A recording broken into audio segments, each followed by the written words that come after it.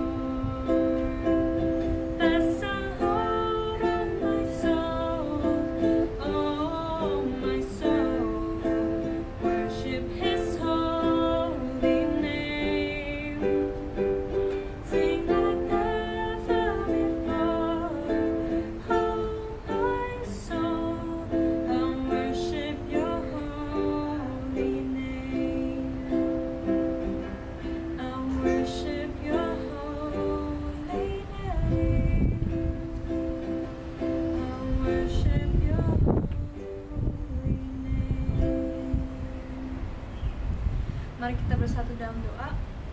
Tuhan kami Yesus Kristus, kami bersyukur untuk sore hari ini ya Tuhan. Engkau memberikan kami kesempatan lagi untuk memuji dan mendengarkan firman-Mu. Tuhan, kami menyerahkan night prayer meeting ini ke dalam tangan-Mu, hanya untuk kemuliaan-Mu ya Tuhan. Dalam nama Tuhan Yesus, kami berdoa dan mengucap syukur. Amin. Lagu yang akan kita naikkan berikutnya berjudul Janganlah.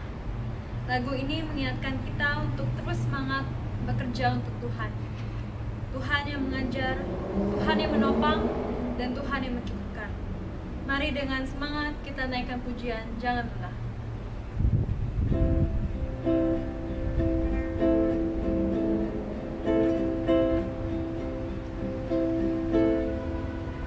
Janganlah bekerja di ladangnya Tuhan, Roh Kudus yang beri kekuatan, yang mengajar, menopang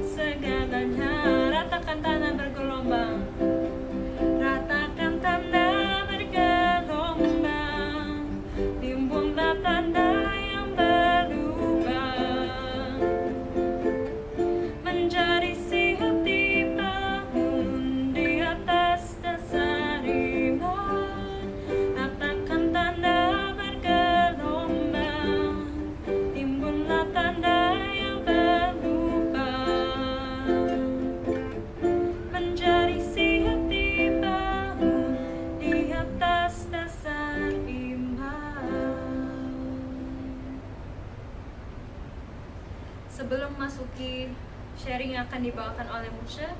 Mari kita siapkan hati dan pikiran kita. Kita naikkan pujian bagaikan bejana. Kita mau rendahkan diri dan datang di hadirat Tuhan. Kita mau dibentuk oleh bagaikan bejana, siap dibentuk. Demikian hidupku di tanganmu, dengan urapan kuasa rohmu, ku dibaharui selalu. Jadikan ku Allah dalam rumahmu, inilah hidupku di tanganmu. Bentuklah seluruh kehendakmu, pakailah sesuai rencanamu. Ku mau seperti-Mu, Yesus, disempurnakan selalu dalam segenap jalanku, memuliakan nama-Mu.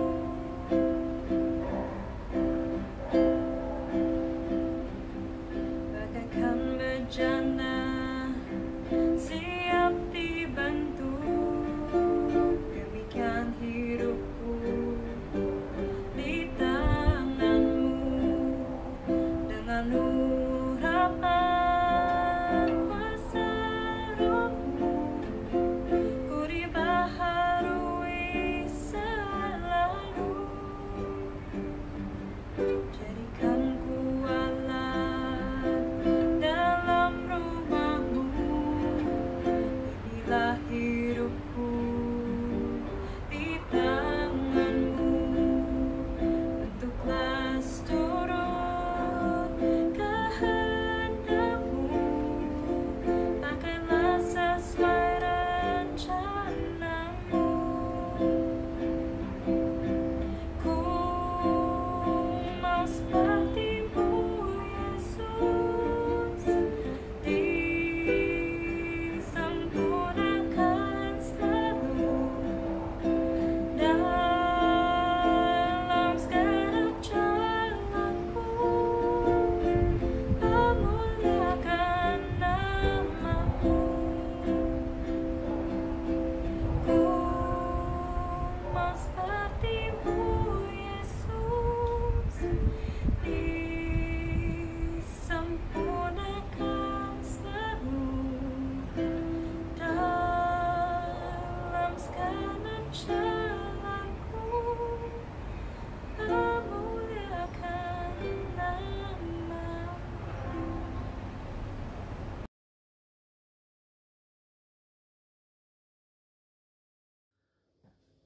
Puji Tuhan, saudaraku yang terkasih, kita terus diingatkan melalui puji-pujian.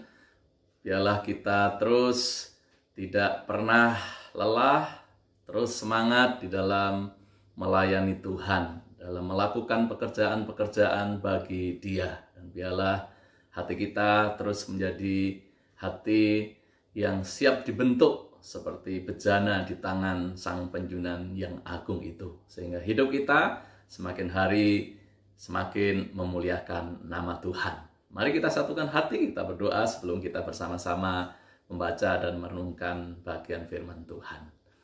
Tuhan Yesus, terima kasih, biarlah melalui pujian-pujian yang kami nikmati malam hari ini, kami terus diingatkan untuk tetap semangat, tidak kendor, untuk terus boleh menyala-nyala di dalam melayani Tuhan. Berikan hati yang seperti itu Tuhan, juga berikan hati seperti bejana yang siap Tuhan terus bentuk, seperti Penjunan agung yang akan membentuk bejana-bejana tanah liat itu menjadi bejana-bejana yang indah, yang kedapatan memuliakan nama Tuhan. Terima kasih Tuhan, berkati waktu ini, ketika kami membaca dan merenungkan firman-Mu, dan biarlah itu menjadi bagian yang indah dalam kehidupan kami sebagai murid-murid Tuhan. Di dalam nama Tuhan Yesus Kristus kami berdoa. Amin. Nah, saudara, kita sampai pada bacaan kita dari Matius pasal 17, satu peristiwa bagaimana Tuhan Yesus juga melakukan mujizatnya, saudaraku. Matius pasal 17 ayat 14 sampai ayat yang ke-21. Saya akan bacakan untuk saudara. Yesus menyembuhkan seorang anak muda yang sakit ayan. Ketika Yesus dan murid-muridnya kembali kepada orang banyak itu, datanglah seorang mendapatkan Yesus dan menyembah. Katanya, "Tuhan, kasihanilah anakku. Ia sakit ayan dan sangat menderita. Ia sering jatuh ke dalam api dan juga sering ke dalam air. Aku sudah membawanya kepada murid-murid-Mu, tetapi mereka tidak dapat menyembuhkannya." Maka kata Yesus, "Hai kamu angkatan yang tidak percaya dan yang sesat, berapa lama lagi aku harus tinggal di antara kamu?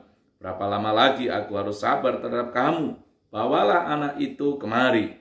Dengan keras Yesus menegur dia, lalu keluarlah setan itu daripadanya dan anak itu pun sembuh seketika itu juga. Kemudian murid-murid Yesus datang, dan ketika mereka sendirian dengan dia, bertanyalah mereka, "Mengapa kami tidak dapat mengusir setan itu?" Dia berkata kepada mereka, "Karena kamu kurang percaya. Sebab aku berkata kepadamu, sesungguhnya sekiranya kamu mempunyai iman sebesar biji sesawi saja, kamu dapat berkata kepada gunung ini, 'Pindah dari tempat ini ke sana,' maka gunung ini akan pindah, dan takkan ada yang mustahil bagimu. Jenis ini tidak dapat diusir kecuali dengan berdoa dan berpuasa." Demikian jauh pembacaan firman Tuhan. Nah, Bapak Ibu yang terkasih, peristiwa di mana Tuhan Yesus menyembuhkan seorang anak muda yang sakit ayan ini sudah terjadi ketika Tuhan Yesus baru saja, saudaraku, bersama ketiga murid-muridnya turun dari atas gunung. Nah, kalau kita melihat Matius pasal 17 ayat 1 sampai 13, maka kita menjumpai satu peristiwa yang luar biasa yang disebut dengan peristiwa transfigurasi, di mana Tuhan Yesus penuh dengan kemuliaan, dan di situ juga nampak, saudaraku, Elia dan Musa, saudaraku. Dan ketika Yesus dan murid-muridnya kembali dari atas bukit itu, saudaraku, maka apa yang terjadi, saudaraku? Ada seorang yang datang untuk mendapatkan Yesus dan menyembah, begitu. Ketiga murid, Petrus, Yakobus, dan Yohanes, jelas, saudaraku, baru turun bersama-sama dengan Yesus dari gunung, di mana mereka waktu itu hanya bersama dengan Yesus, dan mereka melihat bagaimana satu peristiwa transfigurasi, Tuhan Yesus berubah rupa, begitu. Dan mereka juga melihat Musa dan Elia. Dan tidak hanya itu, saudaraku, mereka juga mendengar suara dari surga. Satu suara yang luar biasa. Melihat awan yang terang dan mendengar suara dari surga, suara dari Allah Bapa. Saudaraku, dengarkanlah dia, saudaraku. Nah, itu satu luar biasa, saudaraku, yang mereka alami saat itu dalam peristiwa transfigurasi itu, saudaraku. Nah, kemudian tentunya, saudara, ketika mereka mengalami satu peristiwa rohani yang luar biasa itu, tentunya, saudaraku, hati mereka berkobar-kobar, iman mereka bangkit, iman mereka menyala-nyala, begitu, saudaraku, ya, yang membuat mereka tentunya semakin kagum, semakin dekat, semakin begitu terpesona dengan pribadi Yesus itu sendiri, saudaraku. Dan kalau kita melihat dalam ayat 4 dari catatan Matius pasal 17, saudaraku, maka Petrus katanya, "Aduh, betapa bahagianya kami ini, Tuhan. Kami berada di tempat ini," saudaraku. Bahkan dia bilang, yuk kita dirikan 3 kemah, begitu ya. Satu untuk engkau, satu untuk Musa, satu untuk Elia, saudaraku. Jadi satu pengalaman rohani yang luar biasa, yang tentunya membuat mereka berkobar-kobar dan penuh dengan sukacita, sangat bahagia, saudaraku. Tapi ketika mereka setelah akhirnya harus turun dari gunung itu, apa yang mereka jumpai adalah satu pergumulan-pergumulan, satu tantangan-tantangan dalam hidup dan pelayanan yang ada, saudaraku. Mereka berjumpa dengan anak muda yang sakit ayan gitu, dan kemudian 9 murid yang lain, rekan-rekan mereka gagal untuk menyembuhkan anak muda itu gitu, dan kemudian ketemu juga ahli-ahli Taurat yang terus menyerang 9 orang murid yang lain karena kegagalan mereka di dalam menyembuhkan orang itu, saudaraku. Nah, itu yang terjadi, saudaraku. Jelas satu peristiwa, satu kondisi yang kontras antara ketika mereka di bawah dan di atas gunung, saudaraku. Mereka menghadapi kejadian yang sangat-sangat berbeda sekali. Apa yang mereka alami di atas gunung dan di bawah gunung, saudaraku. Tapi itulah kehidupan Kristen, itulah kehidupan kita, saudaraku. Ada saat-saat di mana kita mengalami satu peristiwa, satu masa, satu saat yang sangat indah, sangat luar biasa. Satu pengalaman di mana kita boleh mengalami kehadiran Tuhan, mengalami sukacitanya, mengalami kekuatannya, mengalami pertemuan yang begitu indah, keindahan yang luar biasa, saudaraku. Tetapi kita harus sadar, saudara, tidak selamanya peristiwa-peristiwa seperti itu terjadi dalam hidup kita. Kita bisa mengalami sukacita yang luar biasa, pertemuan kita dengan Tuhan, mungkin di saat kita baca Alkitab, dalam saat teduh kita, atau di saat-saat kita beribadah, ketika saat KKR, saat retreat. Ada saat-saat di mana kita betul-betul merasakan kehadiran Tuhan, hidup kita disentuh, dijamah oleh Tuhan, dan hidup kita berkobar-kobar untuk semakin mengasihi, semakin ingin lebih dekat lagi kepada Tuhan, saudaraku. Kita merasakan hal-hal yang seperti itu, saudaraku. Kita mendapatkan kekuatan yang luar biasa. Kita merasakan Tuhan begitu dekat dengan kita. Iman kita berkobar-kobar. Dan seterusnya, saudaraku. Tetapi sekali lagi, saudaraku, itu tidak selalu terus-menerus terjadi seperti itu. Kita harus kembali kepada dunia yang real. Dunia di mana kita berada, saudara. Kita menjumpai segala macam problema, segala macam masalah, segala macam kekacauan, ketemu dengan orang-orang yang menjengkelkan, orang-orang yang mungkin membuat kita tidak nyaman, menjadi troublemaker, bahkan ketemu dengan orang-orang yang jahat, yang berdosa, sudah membuat kita kecewa. Dan kita pasti merindukan saat-saat yang tadi, saat-saat di mana kita mengalami keindahan Tuhan, mengalami kemuliaan Tuhan, hadirat Tuhan yang sangat nyata itu dalam hidup kita. Tapi jelas, saudaraku, selama kita masih di dunia ini, kita tidak akan pernah rasakan itu selalu, terus-menerus, saudaraku. Kenapa, saudaraku? Karena kita masih berada di dalam dunia dengan segala problema, segala kekacauan, segala kecemaran, segala tantangan, segala penderitaannya.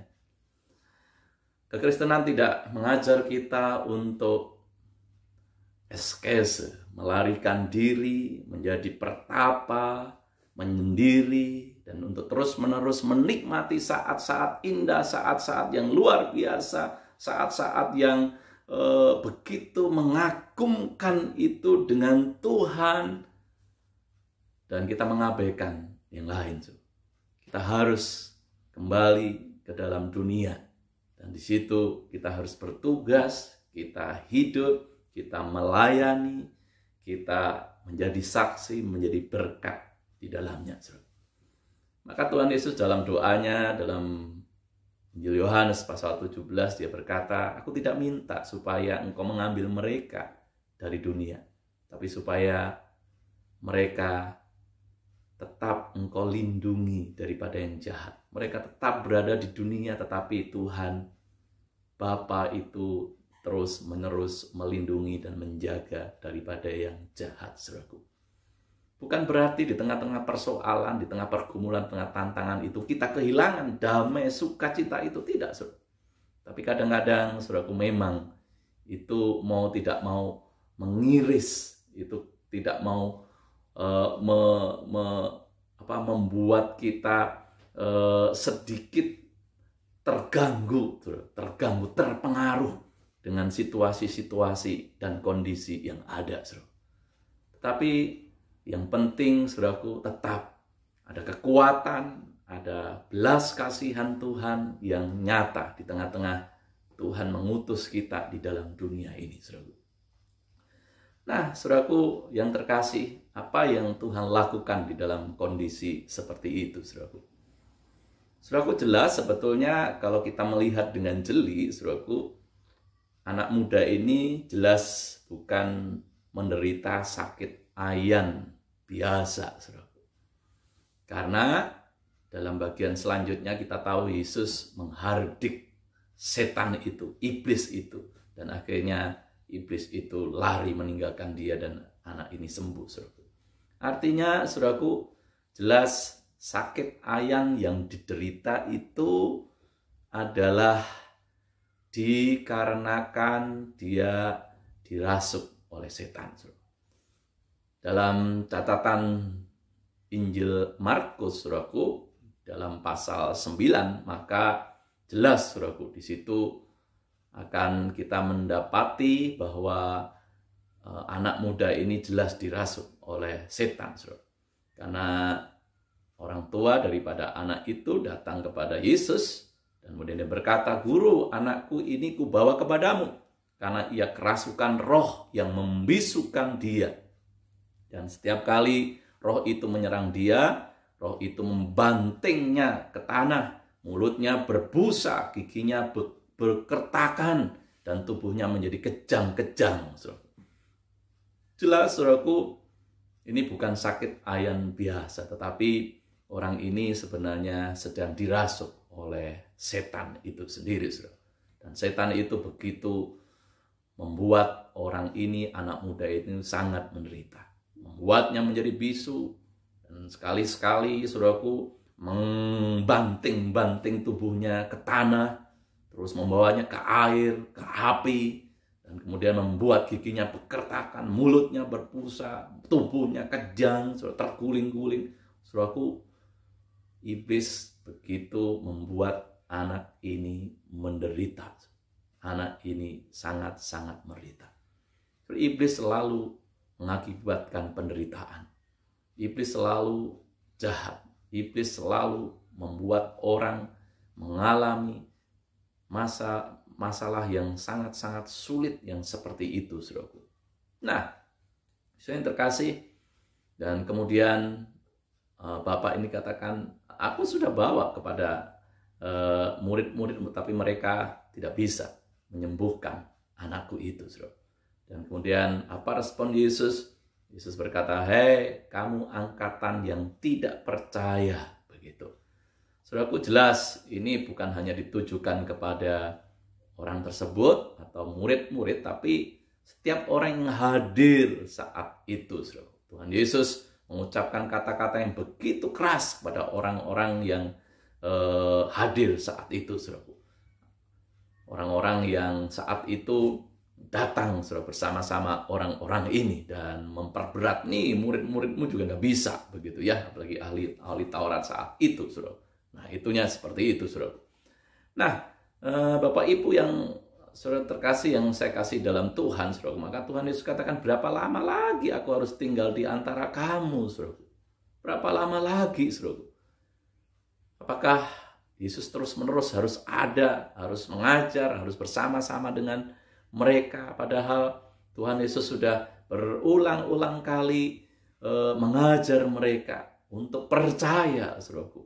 Nah, saudaraku, tapi Tuhan Yesus terus menerus dengan sabar, dengan keras juga begitu ya, untuk membawa mereka, memotivasi mereka untuk sungguh-sungguh datang kepada Tuhan dan percaya.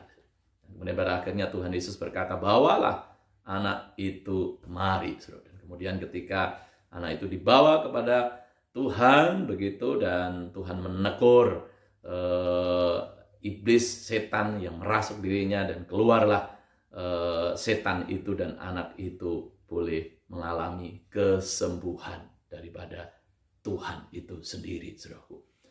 Nah, saudaraku, Tuhan Yesus berkuasa untuk itu.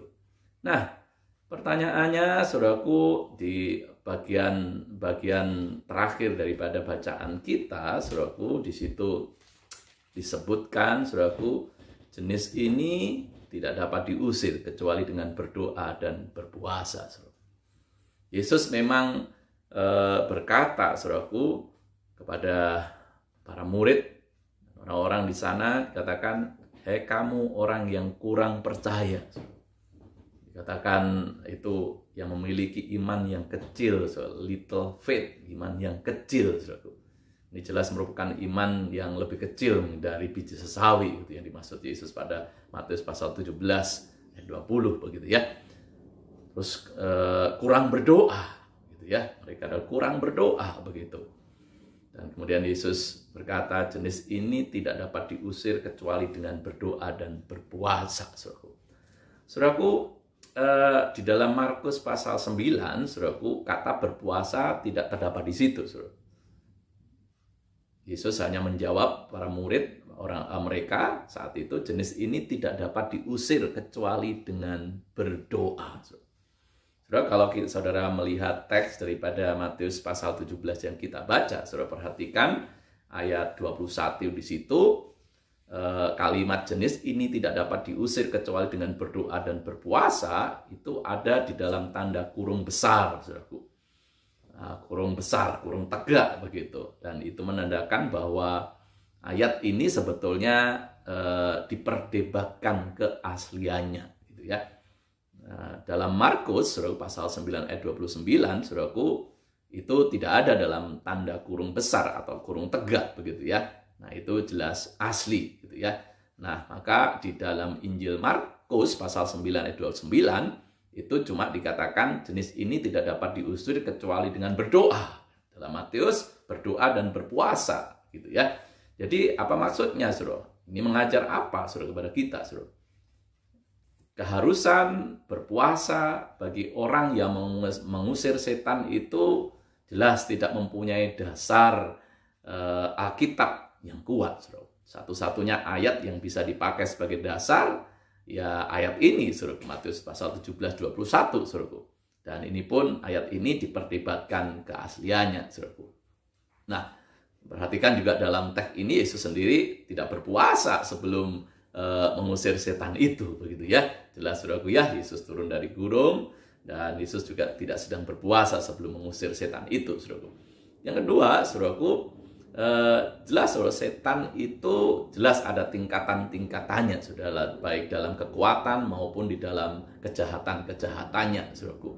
Nah, oleh sebab itu, saudaraku, memang, saudaraku, kita butuh anugerah Tuhan, butuh iman untuk sungguh-sungguh bisa mengusir setan itu, saudaraku, begitu. Nah, kemudian Matius pasal 9 ayat 29 juga tidak perlu diartikan bahwa kalau mau mengusir setan baru kita berdoa, begitu ya. Jadi dikatakan jenis ini tidak dapat diusir kecuali dengan berdoa, begitu ya. Jadi itu tidak boleh diartikan kalau mengusir setan baru kita siap-siap terus kita berdoa khusus untuk itu. Nah, itu baik, tetapi maksud daripada ayat firman Tuhan ini, saudaraku, artinya apa, saudara? Artinya adalah kita sebetulnya harus memiliki disiplin rohani itu. Jadi memang itu menjadi doa, itu menjadi disiplin rohani kita, saudaraku, yang terus-menerus menjadi satu kebiasaan, habit, spiritual habit di dalam kehidupan kita hari lepas hari, saudara. Itu hidup dalam kehidupan kita hari lepas hari, saudaraku. Nah, oleh sebab itu menjadi kekuatan di mana kuasa Tuhan nyata di dalam hidup kita, begitu. Karena kita sungguh-sungguh ketika hidup dekat dengan Tuhan, kita berkomunikasi dengan Tuhan, intim dengan Tuhan, itu berarti kemuliaan Tuhan, kekudusan Tuhan hadir di dalam hidup kita, saudaraku. Dan ketika ada kemuliaan Tuhan, ada kekudusan Tuhan di dalam hidup kita, tidak ada kuasa-kuasa yang tidak kudus, kuasa-kuasa yang jahat bisa menghancurkan hidup kita. Dia akan terpental, dia akan keluar, saudaraku. Nah, oleh sebab itu, saudaraku, Tuhan Yesus inginkan murid-murid memiliki disiplin rohani di dalam kehidupan doa mereka, begitu ya. Nah, jelas saudara, Tuhan Yesus juga waktu itu turun dari gunung, tidak sedang secara khusus bersiap-siap berdoa untuk mengusir setan, tetapi memang itulah habit daripada Yesus yang memang sudah terus memiliki waktu-waktu teduh bersama Bapa, waktu-waktu teduh untuk berdoa, memiliki disiplin rohani di dalam doa, begitu. Jadi, saudaraku, dua hal ini, yaitu kurang iman dan kurang disiplin di dalam kehidupan doa sehari-hari, itu berhubungan erat di dalam pelayanan dan kuasa hidup dan kuasa pelayanan kita, saudaraku. Nah, oleh sebab itu, biarlah pengalaman-pengalaman Tuhan, kuasa Tuhan juga nyata di dalam hidup kita. Semakin nyata ketika kita sungguh-sungguh percaya, kita sungguh-sungguh lebih hari lepas hari lebih dekat dengan Tuhan. Dan biarlah kuasa Tuhan semakin nyata menaungi kehidupan kita semuanya. Kiranya Tuhan menolong dan memberkati kita. Amin. Tuhan Yesus, terima kasih untuk kesempatan malam hari ini kami belajar satu peristiwa di mana Engkau menyembuhkan seorang yang sakit ayan oleh karena dirasuk oleh setan itu sendiri. Dan Tuhan, kami bersyukur kalau Tuhan izinkan kami boleh mengalami keindahan-keindahan Tuhan di dalam hidup kami ketika kami bersaat teduh, ketika kami mendengarkan firman Tuhan, ketika kami beribadah, ketika kami boleh mengalami perjumpaan Tuhan secara pribadi dalam hidup kami.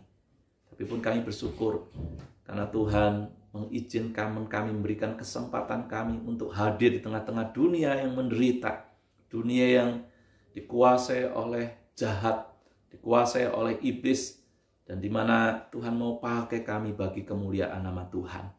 Dan biarlah Tuhan kami tetap beriman kepada Tuhan, dan kami tetap memelihara hubungan yang intim, yang indah dengan Tuhan sendiri, memiliki disiplin rohani, disiplin doa, sehingga Tuhan kami boleh melihat kuasa Tuhan yang heran bekerja di dalam dan melalui hidup kami. Terima kasih Tuhan, terima kasih. Berkati seluruh jemaat Tuhan untuk sungguh boleh mengalami pengalaman-pengalaman yang indah dengan Tuhan. Dan bagaimana Tuhan memakai mereka, memperlengkapi mereka dengan kuasa yang heran bagi kemuliaan nama Tuhan. Supaya banyak orang boleh diselamatkan. Terima kasih Bapa, di dalam nama Tuhan Yesus Kristus kami berdoa. Amin.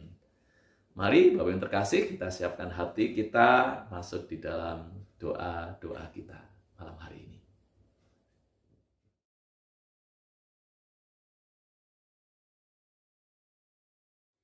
Selamat malam Bapak Ibu, mari kita menaikkan doa-doa kita secara khusus di dalam masa-masa Natal ini.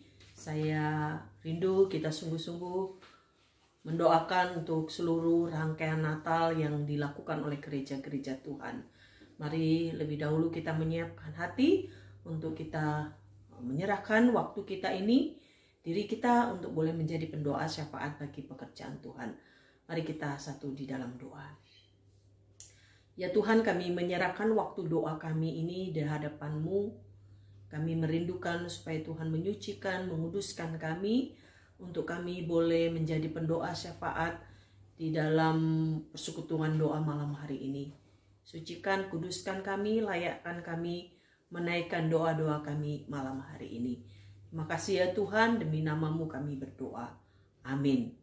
Yang pertama, mari kita berdoa untuk gereja-gereja Tuhan yang ada di seluruh dunia di dalam masa-masa raya Natal ini. Kita berdoa supaya setiap gereja-gereja Tuhan di seluruh dunia boleh menyampaikan kebenaran firman Tuhan tentang kelahiran Kristus. Sehingga di dalam masa-masa Natal ini, mari kita berdoa supaya ada banyak orang yang belum percaya kepada Kristus akhirnya mengambil keputusan untuk percaya lewat setiap berita-berita Natal yang disampaikan oleh gereja-gereja Tuhan di seluruh dunia tentang kelahiran Kristus dalam perayaan Natal tahun ini. Yang kedua, mari kita berdoa untuk keamanan dari seluruh perayaan dan ibadah Natal yang diadakan oleh gereja-gereja Tuhan di seluruh dunia. Kita berdoa supaya keamanan Tuhan berikan sehingga seluruh gereja-gereja Tuhan boleh mengadakan ibadah Natal dan perayaan Natal. Yang ketiga, mari kita berdoa supaya di momen Natal ini ada banyak orang yang percaya kepada Tuhan. Ada banyak orang yang mengalami lawatan Tuhan sehingga mereka juga boleh percaya kepada Tuhan sebagai Tuhan dan Juru Selamat mereka secara pribadi. Mari kita mengangkat 3 pokok doa ini secara bersama-sama. Bapa di dalam surga, kami sungguh mohon anugerah-Mu khususnya di dalam masa-masa Natal di mana seluruh gereja-gereja Tuhan di seluruh dunia ini mengadakan ibadah dan juga perayaan Natal. Kami berdoa supaya Tuhan memberkati gereja-gereja Tuhan yang mengadakan ibadah dan perayaan Natal. Satu kerinduan kami Tuhan, supaya ketika gema Natal, berita Natal disampaikan oleh gereja-gereja Tuhan, setiap umat Tuhan, setiap jemaat Tuhan boleh mengalami lawatan Tuhan. Dan kami berdoa supaya kebenaran firman Tuhan yang disampaikan juga boleh menjadi berkat bagi banyak orang. Kami berdoa Tuhan di momen Natal tahun 2020 ini. Kami rindu ada banyak orang yang belum mengenal Engkau boleh mengalami lawatan Tuhan. Belum percaya kepadamu boleh mengalami jamahan Tuhan. Sehingga mereka boleh percaya kepadamu sebagai Tuhan dan Juru Selamat. Kami berdoa juga Tuhan untuk keamanan seluruh gereja-gereja Tuhan yang ada di seluruh dunia dalam merayakan ibadah Natal dan juga perayaan Natal. Tuhan berikan keamanan sehingga seluruh gereja dalam mengadakan ibadah dan perayaan Natal semuanya boleh berjalan dalam berkat dan anugerah Tuhan. Biarlah momen Natal tahun 2020 menjadi momen yang istimewa sekalipun di tengah-tengah pandemik. Biarlah setiap umat Tuhan, setiap orang percaya yang mengadakan ibadah dan juga perayaan Natal, mereka sungguh-sungguh mengalami sukacita Natal, mengalami damai Natal di dalam hidup mereka. Terima kasih ya Tuhan. Seluruh gereja Tuhan di seluruh dunia yang mengadakan ibadah Natal, kami berdoa kiranya Tuhan memberkati setiap hamba-hamba Tuhan yang menyampaikan firman Tuhan. Kiranya urapan Tuhan bersama dengan mereka, sehingga berita Natal sungguh-sungguh boleh menjadi berkat bagi setiap umat manusia, bagi setiap jemaat Tuhan yang sudah percaya dan yang belum percaya, mereka boleh mengalami jamahan Tuhan. Terima kasih Bapa, demi nama-Mu kami berdoa. Amin. Yang berikut mari kita berdoa untuk seluruh rangkaian perayaan Natal yang diadakan oleh gereja kita GKI Sydney secara khusus. Kita berdoa untuk rencana hari Minggu besok tanggal 20 Desember Komisi Anak akan mengadakan perayaan Natal. Mari kita berdoa supaya momen ini juga menjadi momen di mana anak-anak sekolah minggu boleh mengalami Tuhan, boleh mengalami lawatan Tuhan di dalam masa Natal ini. Dan perayaan Natal yang akan diadakan minggu besok tanggal 20 Desember 2020. Berkati seluruh acara dan saya yang menyampaikan firman Tuhan, kiranya Tuhan berkati sehingga dengan bahasa yang sederhana anak-anak boleh mengerti tentang makna Natal dalam hidup mereka.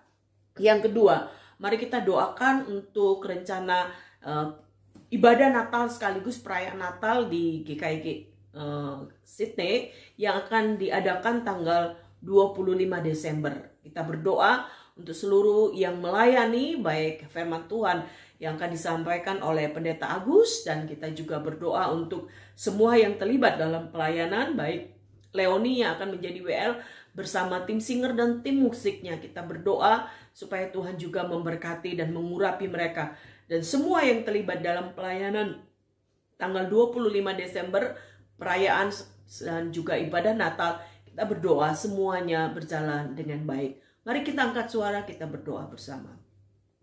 Bapa di dalam surga, kami berdoa juga untuk perayaan Natal sekolah minggu yang akan diadakan pada tanggal 20 Desember, minggu besok ini. Kami berdoa supaya dalam perayaan Natal sekolah minggu, anak-anak sekolah minggu boleh mengalami sukacita Natal, mengalami lawatan Natal lewat kebenaran firman Tuhan, lewat ibadah yang dilakukan. Kami rindu supaya ada banyak anak-anak sekolah minggu yang bisa datang ke gereja dan merayakan Natal sekolah minggu. Berkati hamba-Mu, Guru Injil Anita yang akan menyampaikan firman Tuhan.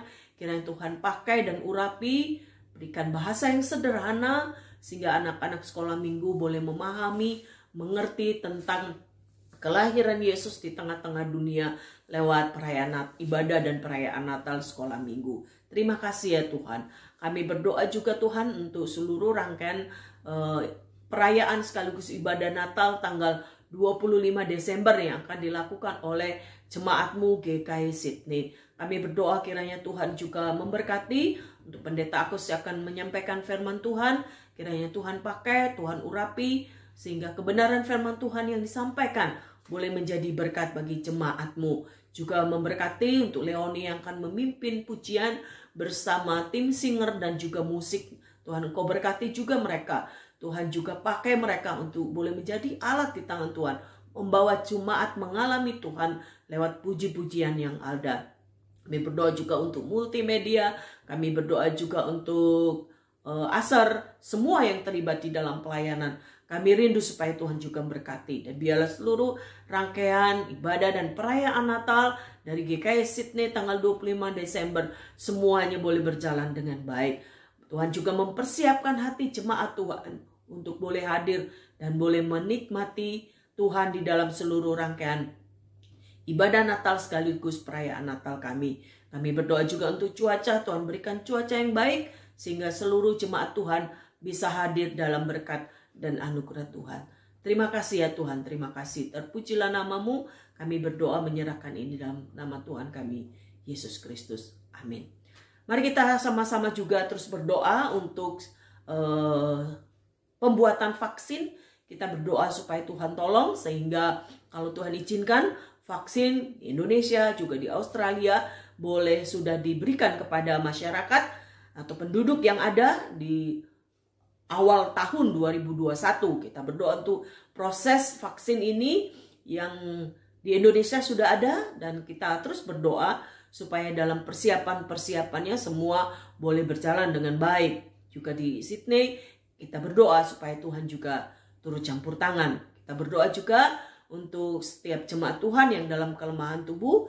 Kita terus mendoakan untuk pemulihan dari Pak Aan, berdoa untuk juga Pak Judianto, berdoa untuk Pak Pomi dan juga jemaat-jemaat Tuhan yang lain yang dalam kelemahan tubuh yang kita tahu. Mari kita berdoa kiranya Tuhan bersama dengan mereka. Mari kita angkat suara, kita berdoa untuk ini. Bapa di dalam surga, kami saat ini terus berdoa untuk vaksin yang sudah ada, sudah sampai di Indonesia, dan ada beberapa vaksin yang mungkin akan menyusul kembali di tahun yang akan datang, di awal tahun. Kami tetap terus berdoa supaya vaksin ini sungguh Tuhan berkati, juga yang ada di Sydney, Australia yang dipersiapkan. Kami rindu supaya seluruh proses persiapan vaksin yang akan diberikan oleh masyarakat yang ada di Australia dan juga Indonesia dan seluruh dunia, kami rindu supaya semuanya boleh berjalan dengan baik. Dan kalau Tuhan izinkan, kami rindukan supaya tidak ada efek-efek yang tidak baik yang bisa terjadi oleh penduduk yang mendapatkan vaksin ini. Kami mau menyerahkan ini ke dalam tangan Tuhan, supaya dengan adanya vaksin ini yang diberikan kepada setiap penduduk dunia ini, itu juga boleh menolong mengatasi untuk virus yang saat ini ada. Kami serahkan untuk vaksin ke dalam tangan kuasa Tuhan. Tuhan, kami saat ini juga terus berdoa untuk jemaat Tuhan yang dalam kelemahan tubuh. Kami terus berdoa untuk pemulihan dari Pak Aan pasca operasi yang dia jalani. Kami rindu supaya Tuhan sungguh menolong dan memberikan pemulihan sempurna bagi Pak Aan. Pak Yudianto, Tuhan terus menolong dalam kelemahannya. Tuhan terus berikan kekuatan, berikan semangat sakusi dalam masa Natal ini. Biarlah damai, sukacita Tuhan boleh menjadi bagian dalam kehidupan Pak Yudianto. Ibu Yeni, Tuhan terus juga memberkati untuk kesehatannya. Beberapa waktu yang lalu kena flu, kami berdoa kiranya Tuhan juga menyatakan anugerah-Mu. Pak Pomi, Tuhan terus tolong untuk livernya, kiranya Tuhan terus menjamah dan memberikan kesembuhan. Dan hamba berdoa untuk setiap jemaat Tuhan yang dalam kelemahan tubuh, kiranya Tuhan melawat mereka, kiranya Tuhan bersama dengan mereka.